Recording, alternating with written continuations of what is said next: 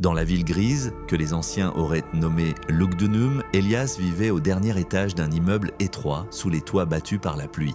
Il était photographe, mais il ne photographiait presque jamais les vivants. Ce qui l'attirait, c'étaient les ruelles désertes, les fenêtres éteintes, les murs humides, les flaques où la lumière se brisait comme un souvenir fatigué. Les gens disèrent de lui qu'il avait du talent. Lui pensait seulement qu'il savait reconnaître l'obscurité, parce qu'elles habitaient déjà en lui. Des années plus tôt, Elias avait quitté sa mère après une dispute. Il avait juré de ne jamais revenir tant qu'elle ne lui aurait pas demandé pardon. Elle était morte avant que l'un d'eux trouve le courage d'écrire. Depuis ce jour, Elias portait en lui une faute muette. Chaque nuit, il sortait avec son appareil, comme s'il cherchait dans la ville une image capable de lui rendre ce qu'il avait perdu. Un soir de novembre, alors qu'il développait des clichés dans son studio, il entendit un bruit contre la fenêtre. Sur le rebord, un grand corbeau noir le regardait. L'oiseau avait une aile blessée. Elle pendait légèrement, l'empêchant de reprendre son envol. Elias resta immobile. Il aurait pu fermer les rideaux, ignorer cette présence venue de la nuit. Mais quelque chose dans cette aile brisée lui rappela sa propre incapacité à repartir. Alors il ouvrit doucement la fenêtre et déposa quelques cacahuètes non décortiquées sur le rebord. Le corbeau hésita, puis il s'approcha, saisit une cacahuète dans son bec et disparut dans la brume. Le lendemain, il revint. Elias l'appela Munin parce que ce nom signifiait mémoire et que cet oiseau semblait porter dans son regard le poids de toutes les choses qu'on n'oublie jamais. Au fil des jours, Munin prit l'habitude de venir à la fenêtre d'Elias. Il ne demandait rien sinon quelques graines, un abri contre la pluie et ce silence que seuls les êtres blessés savent partager. Elias ne tenta jamais de l'apprivoiser, il ne tendit pas la main, il ne força aucune proximité. Entre eux naquit une sorte d'accord fragile. Munin restait sur le rebord, Elias travaillait dans la pénombre. Parfois, l'oiseau observait les photographies étalées au sol. Il penchait la tête devant certaines images, comme s'il reconnaissait dans ces ombres quelque chose de son propre monde. Elias se mit à lui parler.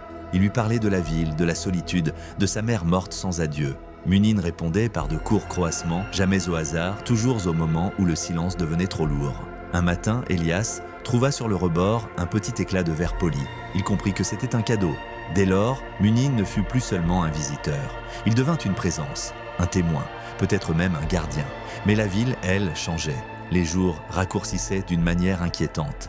Les lampadaires s'éteignaient avant l'aube. Les vitrines perdèrent leur éclat. Même le soleil semblait se lever derrière un voile de cendres. Dans les cafés, les anciens murmuraient qu'un ancien secret avait été dérobé sous la vieille tour de pierre. On disait qu'autrefois, la lumière du monde avait été enfermée dans des coffres, gardés par des hommes jaloux de sa puissance. Elias n'y crut pas, jusqu'à la nuit où le ciel devint entièrement noir. Cette nuit-là, aucune étoile ne parut, et dans les hauteurs de Lugdunum, les corbeaux commencèrent à crier. Elias rentrait des quais lorsque les premiers corbeaux apparurent. Ils étaient des dizaines, peut-être des centaines, posés sur les cheminées, les fils électriques, les corniches des immeubles. Leurs yeux brillaient dans la nuit comme de petites braises noires. Puis d'un seul mouvement, ils s'envolèrent. Les cris tombèrent sur Elias comme une pluie de pierres. Il courut, des ailes frôlèrent son visage. Un bec lui entailla la joue. Il leva les bras pour se protéger sans comprendre pourquoi ces oiseaux le poursuivaient. Il n'avait jamais blessé l'un des leurs. Il n'avait jamais volé leur nid, ni chassé leurs petits. Pourtant, leur haine semblait ancienne. Il atteignit son immeuble, monta l'escalier 4 à 4 et referma la porte de son studio derrière lui. Les corbeaux frappèrent aussitôt aux vitres. Munin était là. Pour la première fois, l'oiseau entra dans la pièce. Il boitait, son aile blessée traînant derrière lui. Mais son regard n'avait rien de faible. Il traversa lentement le studio jusqu'à une photographie posée au sol, celle de la vieille tour. Avec son bec, il frappa l'image. 1 fois, 2 fois, 3 fois. « Tu veux que j'aille là-bas » demanda Elias. Munin poussa un croassement grave. Dehors, les vitres tremblaient sous les coups des autres corbeaux.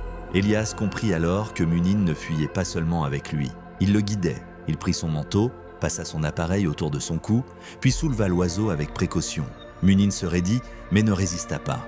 Elias le serra contre lui.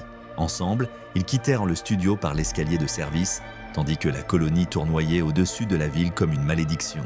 La vieille tour les attendait dans la brume. Au pied de la vieille tour, Munin indiqua une grille cachée derrière le lierre. Elias tira de toutes ses forces. Le métal céda dans un grincement long, presque humain.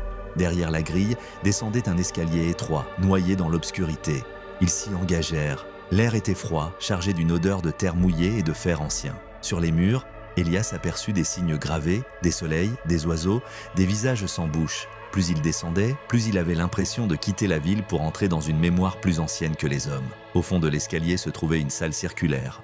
Au centre reposait un coffre de fer. Munin se laissa glisser au sol. Malgré sa blessure, il avança jusqu'au coffre, ramassa un petit bâton dans son bec et poussa un mécanisme dissimulé sous la serrure. Un déclic retentit. Le coffre s'ouvrit. À l'intérieur, il y avait un second coffre, puis un troisième, puis un quatrième, de plus en plus petit, comme si quelqu'un avait voulu protéger le contenu non du vol, mais du regard des hommes. Dans le dernier coffret reposait un fragment de lumière. Elias recula aussitôt. Ce n'était pas une lampe, ni une pierre précieuse. C'était quelque chose de plus vivant. Une clarté tremblante, presque douloureuse. Lorsqu'il la regarda, il ne vit pas seulement son reflet. Il vit sa mère. Il la vit seule, assise près d'une fenêtre, tenant une lettre qu'elle n'avait jamais envoyée. Il vit aussi son propre visage, plus jeune, dur, orgueilleux, fermé au pardon. Alors Elias comprit. La lumière ne montrait pas seulement le monde, elle révélait la vérité.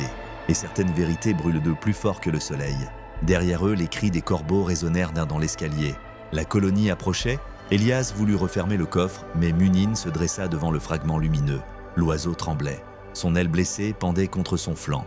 Pourtant, dans son regard, il y avait une décision ancienne. « Non !» murmura Elias. Mais Munin frappa la lumière d'un coup de bec. L'éclat se brisa, un rayon jaillit vers le plafond, traversa la pierre, remonta dans la tour et fendit les nuages au-dessus de Lugdunum. Puis un second rayon suivit, puis 1000. Dehors, la ville réapparut. Les toits, les quais, les fenêtres, les visages levés vers le ciel. Une lumière pâle descendit sur les rues. Elle n'était pas douce, elle ne promettait rien, mais elle permettait de voir. Les corbeaux cessèrent de crier. Elias baissa les yeux vers Munin. L'oiseau était toujours là, immobile, fatigué, comme s'il avait donné plus que ses forces. Alors Elias comprit que la lumière n'était jamais gratuite.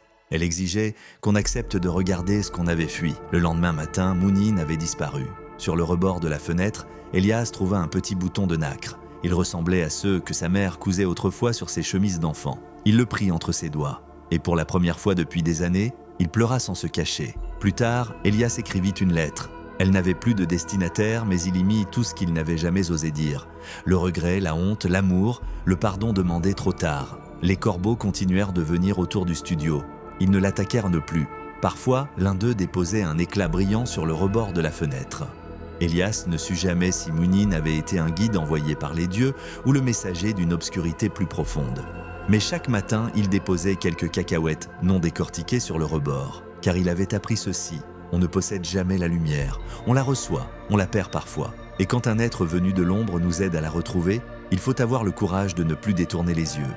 Et vous, qu'auriez-vous fait à la place d'Elias ?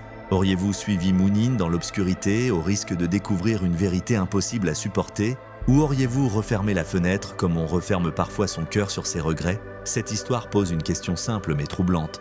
La lumière nous sauve-t-elle vraiment ou nous oblige-t-elle seulement à regarder ce que nous fuyons ? Dites-moi en commentaire, Munin était-il un protecteur ou le messager d'un danger plus grand ? Votre réponse peut changer toute l'interprétation de cette histoire. Alors, si ce récit vous a touché, likez, partagez votre avis en commentaire et surtout, abonnez-vous à la chaîne Ligne de Vie. Ici, chaque histoire cache une blessure, un secret et peut-être une part de vous-même.